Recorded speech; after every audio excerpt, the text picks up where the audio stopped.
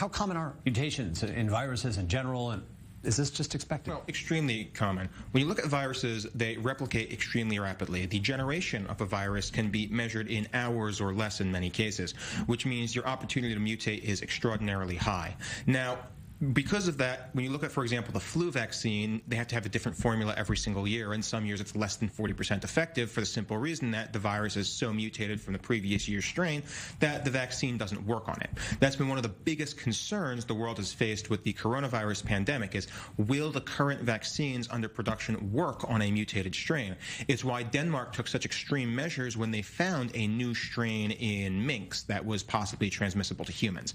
Now, the strain they're looking at in Britain, as of now, does not seem to have a difference in the attachment mechanism to cells. The spike protein appears to be the same, and all vaccines are targeting the coronavirus spike protein, which means that a vaccine that works on previous strains is also going to work on this strain. And it's not that the coronavirus didn't have different strains. There were already upwards of 30 different strains around the world. Viruses have to mutate as they hit new populations. You hit a new population, you get a slightly different genetic material, and the virus has to adapt slightly to bond to it and replicate as quickly.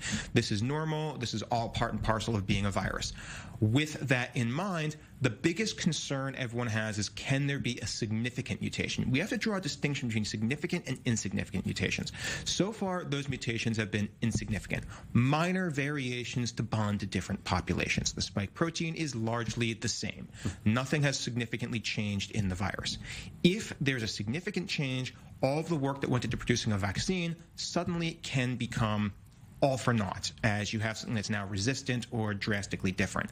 Right now, that does not appear to be the case, but it's unclear what the new strain's mechanism is. How is it spreading more quickly? How is it bonding to cells that much more efficiently if the spike protein is the same? Remember, the spike protein is the most important part of the virus. That is the part that attaches to cells. That is the part that allows it to enter the cells.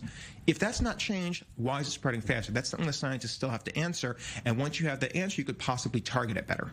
But as you mentioned, for now, at least vaccine officials saying this doesn't necessarily cancel out or damage the efforts. This could not be a real issue for the vaccines. No, it would not be. And even if it was a difference in the vaccine efficiency, and again, because the spike protein has not changed, it's not. The mechanism for these new vaccines, the mRNA vaccines, can be cut and pasted with a different gene base virtually overnight to produce a new vaccine to target a new strain. Once you already have one operating at high efficiency against one strain, switching that to another strain wouldn't be as significant an issue as creating a vaccine out of nothingness, as they had to do over the course of the year. So they can adapt a vaccine to a new strain rather quickly, certainly faster than it was to create a vaccine in the first place.